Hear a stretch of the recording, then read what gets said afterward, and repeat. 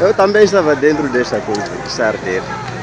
Saímos a correr, já acabaram o fematro de cobre, já acabaram todo. Não foi possível resolver o problema. Primeiro furou-se o pneu e a seguir começou a arder do lado do motor, dali da parte do motorista, e agora está ali o autocarro a acabar todo, mas tudinho mesmo.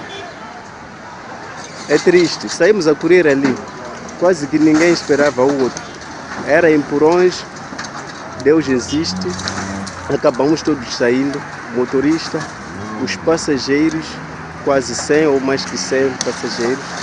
Ninguém saiu ferido, pois o fogo acontece depois de todos terem saído. Quer dizer, começou a pegar fogo depois de todos os passageiros terem saído. É o que estão a ver, isso acontece esta manhã, como é que chama a paragem? Aqui é perto de Maquinaque, é drenagem, né? Drenagem.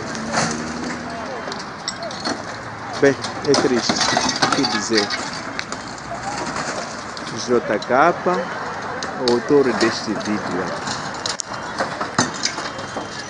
O autor deste vídeo. JK. Incrível, eu estava ali dentro, mas antes disto acontecer, o carro acabou.